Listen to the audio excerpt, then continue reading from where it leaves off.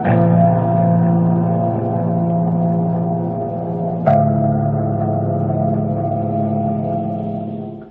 guys, the is here, and I am here to present Mortal Kombat X. This was a requested review by Remiko Katsuya. Remiko Katsuya is a good cosplayer. Well, more than good, she's an excellent cosplayer, and a dedicated one at that, one of the best that I know, that I actually know. And so I decided to do a review of Mortal Kombat X for her cause. Now, this year's Mortal Kombat is, in a way, is a bit different than the previous game. There's a bigger roster, as you can see, with some weird DLC add-ons like Jason, Predator, and things like that. Right off the bat, I'm gonna knock on the same thing everybody else knocks on: the fact that Girl is a disc lock DLC. If you didn't pre-order the game, you don't have Girl unlocked, even if you buy the combat pack. But other than that, the game feels like a good game. I mean, the combos are fluid once you learn them. If you jump into this game thinking that you're a Mortal Kombat veteran because you played 9, then you will get your ass kicked. There's a lot of there's 3 fighting styles for each characters now. They mix up the moves a bit. I'm okay with this, and at the same time I'm not okay with this because certain special moves are locked within certain fighting styles.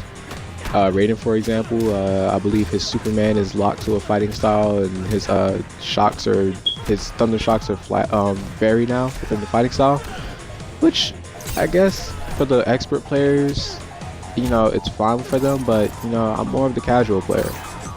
I mean, don't get me wrong, when it comes down to fighting games, I'm all down for the competitive group, but you know, I'm a guy for the people, so you know, I gotta think in their minds too. I mean, if they're not the competitive type player, they just play for fun. I mean, you know how that goes. But anyway, the game is good though.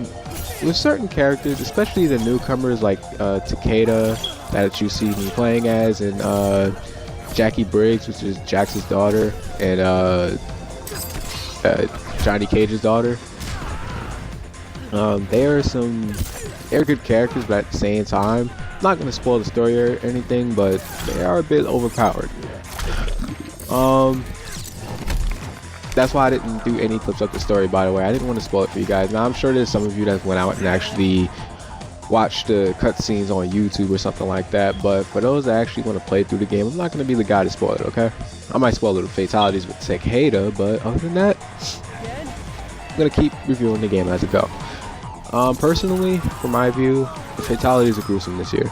I'm just going to throw it like that. Like the one you just seen, that is gruesome. I don't know anybody that rips somebody's ribcage out and then just shove it in their face. But anyway, outside of that, like I said, the fighting feels fluid and awesome. Like the frame rates for Xbox One is excellent. As far as online play, I haven't received any bad netcodes that I've been hearing about online. I've had a few good matches. I've had about one laggy match, but I had a good King of the Hill lobby going, and the gameplay is great online. As far as the story, without spoiling it, the story's it's well told, but it's not as dramatic, and you know, it doesn't get the feels going like Mortal Kombat 9's story mode did. So if you're playing the game for the story, you might get a good kick out of playing through it, because it does the whole thing where you play as majority of the characters, and then, you know, just to learn of them all. But yeah, it's just not as fulfilling as Mortal Kombat 9, and the boss fight is not as fulfilling either. It's not as difficult, to be honest. But to get further in this game, yeah, everything that you love about Mortal Kombat is there. The blood, the combos, the uppercuts, for those that, you know, go back to Mortal Kombat 1 days. Liu Kang is in the game, for those who played Mortal Kombat 9 and was wondering. Liu Kang is in the game, Kung Lao is in the game, so, you know, for those day one fans of those two, they're in the game, don't worry. You have environmental attacks that Jason just used, and some characters have special type moves too. Like Jason is able to revive himself with a certain special move. I haven't played as him, so I can't really call it out, but as you see in this review, he's used it a couple of times.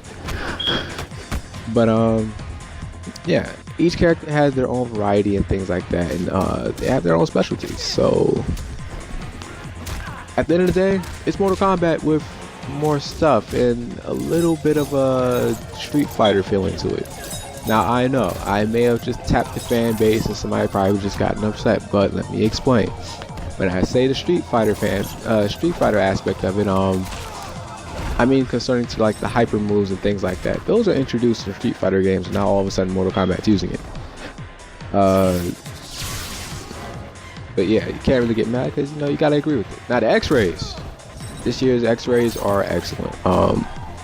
Some of them I feel as though they're too brutal to be an X-ray. I feel as though they should be a fatality more than an X-ray. Kung Lao's, for instance, is way too gruesome for an X-ray. Takeda's is another one that's way too gruesome. But aside from X-ray, you have the faction kills. That's another thing about this game. When you start the game, you have to join a faction. When you join a faction, depending on which faction you join, they have different faction kills. As you can see with this one, I just chopped off Jason's arms. I forgot what the other ones are. I know one of them results in you getting shot up and having your head chopped off and things like that. But yeah, there's a lot. This game has a lot to offer. The Crypt is back. For those of you who played Mortal Kombat Deadly Alliance, you're familiar with the Crypt. Or if you've played, I believe Deception had it still, and Armageddon had it, the Crypt is still there. Each character has their intro encounters, so it's not just one intro per character like in Mortal Kombat 9. It was, if you pick Kung Lao, he sets forward a Shaolin for everybody. So it's like now all the characters interact with each other, and they have some funny dialogue scenes in between. Like this one was pertaining to Takeda asking Jackie out, and she said, "No, the fight's fine." A little funny, but yeah. So all in all, if I wanted to rate Mortal Kombat X, and I know this game's been out for a while, so glad you asked why would I choose not to review it. I had to get a new mic because my old one shortened out, so I was kind of on the flip side. When I made the Goku and Superman video, you guys noticed. So other than that, my final score for Mortal Kombat X, personally, I'd give it a 9 out of 10. The only complaint I have with the game is the locked DLC, and some of the characters do feel a bit cheap.